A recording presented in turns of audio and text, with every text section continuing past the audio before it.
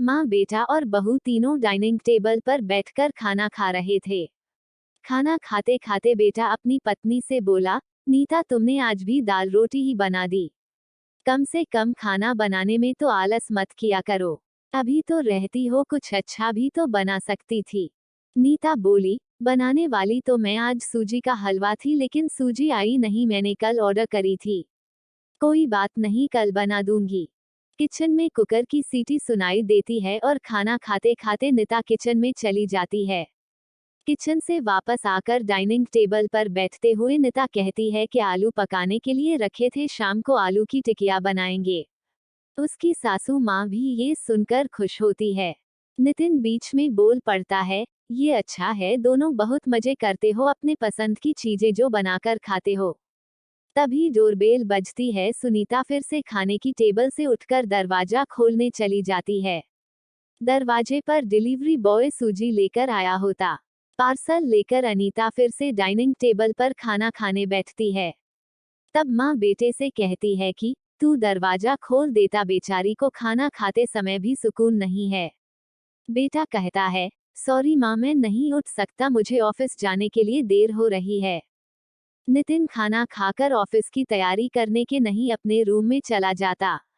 कुछ ही सेकंडों बाद वो सुनीता को आवाज लगाता है, निता, मेरी घड़ी कहाँ है? मिल नहीं रही है। निता खाना खाते खाते ही उसे बताती है, अलमारी के ड्रॉअर में देखो। नितिन कहता है, नहीं मिल रही है। निता फिर एक बार खाने के टेबल से उठकर उसके तरफ जाने ही वाली होती है कि सासू माँ उसे रोक लेती हैं और पहले खाना खाने के लिए कहती है। सासू माँ कहती है, बच्चा नहीं है, ढूंढ लेगा वह। थोड़ी देर बाद रूम से नितिन की आवाज आती है, मिल गई। डाइनिंग टेबल पर दोनों सास बहू एक दूसरे की तरफ देखकर मुस्कुराते हैं। अगले दिन सुबह सुबह नितिन अपने बेडरूम में कोई फाइल ढूंढ रहा होता है और उस फाइल को ढूंढने के चक्कर में उसने पूरा कमरा तहस नहस कर दिया होता है। नितिन बड़बड़ा रहा होता है, इस घर में कभी कोई चीज अपने ठिकाने पर मिलते ही नहीं है। इन औरतों को भी कोई काम नहीं है, इसलिए हर चीज इधर की उधर करते रहते हैं। नीता अपने कमरे में आकर कमरे का बुरा हाल देखती है तो नितिन से पूछती है कि क्या कर रहे हो? नितिन कहता है, वह फाइल कहाँ है जो मैंने तुम्हें परसों दी थी? नीता तुरंत वह फाइल निकालकर नितिन के हाथों में थमा देती है और उससे कहती है कि एक बार मुझसे पूछ लिया होता, पूरा कमरा फैला के रख दिया है। नितिन उल्टा नीता को ही डांट देता है और कहता, ठीक है, अगर पूरा कमरा फैला दिया है तो तुम्हें और काम भी किया है।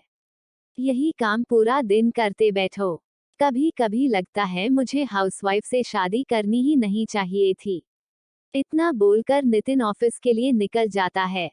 पति पत्नी की यह बातचीत माँ भी सुन रही होती है, जिसका नितिन को पता नहीं होता।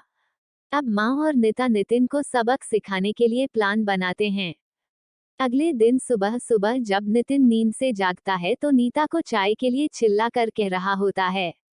पास ही में सोफे पर बैठी माँ उससे कहती है, नीता नहीं है, वो अपने माँ के घर गई है, कोई जरूरी काम था। नितिन फोन निकालकर नीता को कॉल करने लगता है, तब माँ उसे रोकते हुए कहती है, फोन मत कर, माँ के घर ही तो गई है, आ जाएगी 2-3 दिन में। नितिन फोन रख देता है और माँ से कह रहा होता है कि माँ चाय। तभी माँ बोल पड़ती है, हाँ हाँ, 2 कप बनाना, मैं भी पीऊंगी। बेमन से नितिन किचन की तरफ जाने लगता है चाय बनाने के लिए, तब मैं तो फिर से खड़े होते हुए कहती है, अरे बेटा रुको। नितिन को लगता है कि माँ उसे रोककर को चाय बनाने चली जाएगी, लेकिन माँ कहती है, मेरी चाय में थोड़ी चीनी कम डालना। नितिन चाय बनाकर लाता है, माँ और बेटा दोनों चाय पी रहे होते हैं। तब माँ बोलती है, अच्छी बनाई है, लेकिन नीता जो चाय बनाती है उसमें तुलसी की कुछ पत्तियां डाल देती है, उसका स्वाद ही अलग आता है। बेटा कोई नहीं, अगली बार जब तू चाय बनाएगा तो ध्यान रखना। नीति माँ की तरफ देखता ही रह जाता है। थोड़ी देर बाद नितिन माँ से कहता है, माँ आज खाने में मटर पनीर। माँ फिर से नितिन की बात काटते हुए माँ कहती है, अरे वाह, आज मेरा बेटा मुझे मटर पनीर बनाकर खिलाएगा। अच्छा है, काफी दिनों से मटर पनीर खाने की इच्छा हो रही थी। नितिन कहता है, अरे माँ, मैं तुम्हें मटर पनीर बनाने के लिए कह रहा था। माँ कहती है, नहीं बेटा, मेरे घुटनों में बहुत दर्द रहता है, मैं इतने घंटों तक किचन में नहीं खड़ी रह सकती। नितिन अपना फोन निकालकर रेस्टोरेंट से ऑर्डर करने लगता है। तब माँ उसे रोकते हुए कहती है, इस उम्र में मेरा पाचन अच्छा नहीं रहता बेटा, मुझे गैस हो जाती है और तुम मुझे बाहर का खाना खिलाना चाहते हो। तू तो अपनी माँ से प्यार ही नहीं करता। नितिन ना चाहते हुए भी घर का खाना बनाने के लिए किचन में चला जाता है। 1 घंटे बाद खाना बन के तैयार हो जाता है। नितिन 2 थाली में खाना परोसकर माँ के पास आता है। माँ देखती है कि नितिन ने दाल रोटी बनाई है। माँ नितिन से कहती है, अरे बेटा, तू तो मटर पनीर बनाने वाला था ना। नितिन कहता है, माँ यह आसान था बनाने के लिए। माँ कहती है, निता होती तो मुझे आज मटर पनीर बना कर ही खिलाती। चलो कोई बात नहीं, मैं कहाँ हर दिन मटर पनीर खाती हूँ।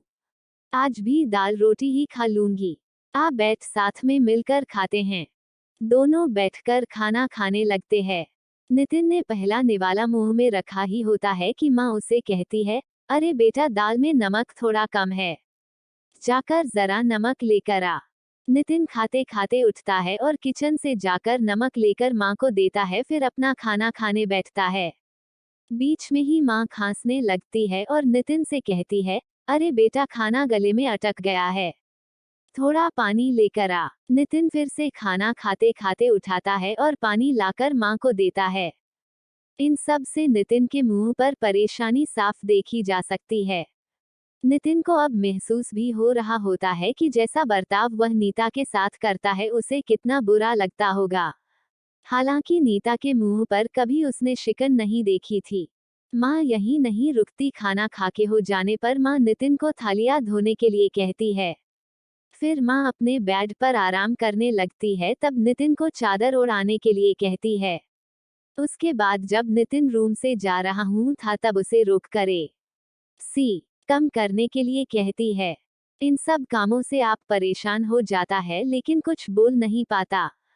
अगले दिन सवेरे सवेरे नितिन खाना बनाने के लिए सब्जियां काट रहा होता है लेकिन उसका ध्यान सब्जियों पर नहीं होता।